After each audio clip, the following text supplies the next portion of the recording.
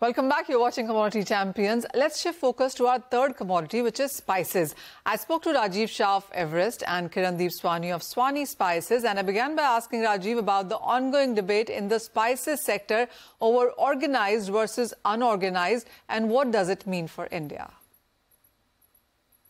There has been a continuous growth from unorganized to organized. I guess everything is important for such a large country.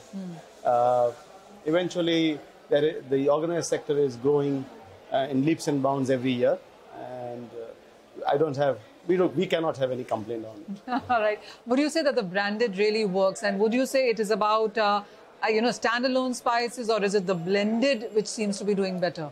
Blended is always organized because of the expertise of the product, and I guess many factors, including post-pandemic, people belief on brand, and that has changed everything. And so now we see a lot of customers opting for branded pure spices also. So pure spices also is a very big market in organized sector. It's growing. Very good. Mr. Swani, and the other conversation really is about organic vis-a-vis the usual standard spices. How is that one picking up? So Manisha ji, let's put them into three categories: conventional, sustainable, pesticide controlled, and top of the line organic. So branded organic is a growing segment. The premiums are there. Customers are happy to pay it, but trust me, it's a lot of hard work to stay in the organic space, because the regulations, the requirements, especially in the United States, are just getting tougher and tougher.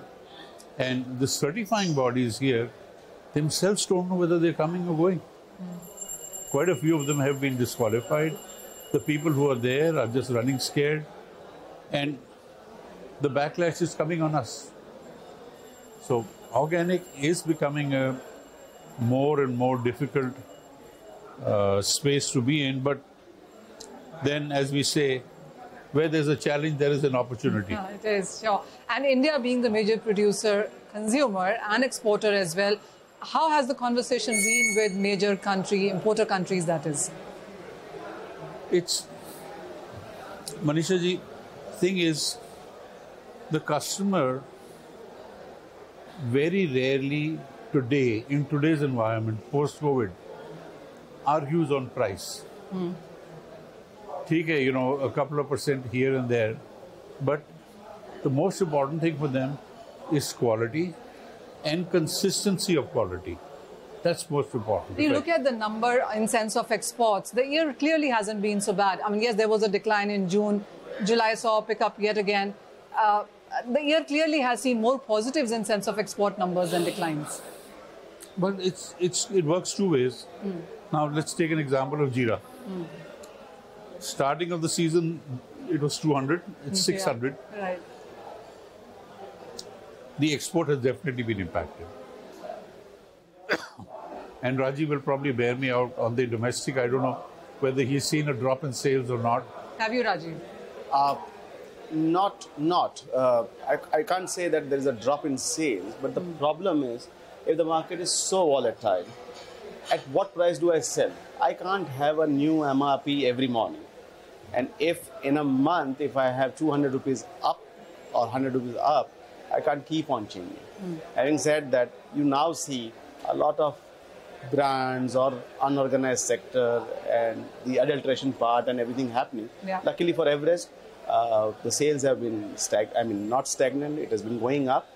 And so far, I have not witnessed any such things. But Jeera, every house needs Jeera. How do we stop consuming? From where we stand right now, what future would you see in sense of prices and demand? Because a lot of people believe that where the prices are right now, we clearly have more space higher.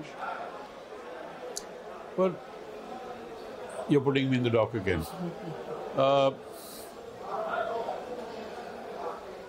Turmeric, for instance. Yeah. I think the prices are going to stay stable for now. Okay. Even through 2024. Jeera, I think we will see a 15 to 20% reaction.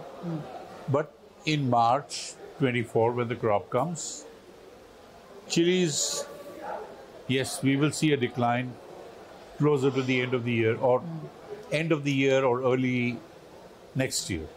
So coriander, I think, is going to stay pretty stable. All right. No, from where I see, I think there would be a correction in most of the spices. Okay. And I use the word correction because I would not say where the spice price was 6 months ago or a year ago. That was the right right price. It was for some of them, like turmeric, it was all-time low. I would say let certain spices get corrected. Okay, corrected higher. We cannot have so much volatility in commodities. Not good for customers, not good for brands. So there would be correction, and maybe in 6 months' time, we'll see a stable but a growing market. Rajiv, with the passage of time, we've seen ready-to-eat do quite well. We've seen more people work, and that whole thing about perhaps making blended spices at home is clearly out of the window. Not too many people do that right now. Where do you say, what category for you has done the best? Blended spices has always been a main success for Everest. And I think it was not so easily possible to make things at home because you need 20 or 25 or 28 ingredients to make 1 pound of masala. And now I see with growing times, we now have a different range of herbs. We have different type of chili powders and pure spices and everything. And we need it. We need it at home. So it's clearly convenience over anything else. What about you, Mr. Swani? What has done the best for you? What new categories have you introduced, and where do you see the market headed? Manisha, unfortunately, we are not so much into the blended spice space, except certain amounts of curry powders that we do for the export. I would say the overall basket, mostly in the single spices, has done well for us. Okay. And what kind of growth are you anticipating, whether it's about domestic, which is about the businesses that you run, and exports? Growth, if I hit 15%, I'll be very, very happy. But I doubt that will happen. I think we'll stay closer between the 10 plus %. Rajiv, what's the number for you? I guess as we know, it's not only growth from different new products. It's a growth from unorganized to organized. The growth is people trying more products, more dishes at home. Anything about 20% is what we look every year, and I think we get it. All right, that's the spices industry, which is hoping that they get a growth of anywhere between 15 to 20%, whether it's domestic markets, as Everest was talking, and the export markets, as Mr. Swani was talking. But let me tell you that the prices this year have been very volatile for spices. We've seen all-time highs on turmeric and cumin as well, with prices raining as much as 200% in matter of last 1 year itself. So that's the market we were talking about. But with that, it's a wrap on this edition of Commodity Champions. Thank you for watching.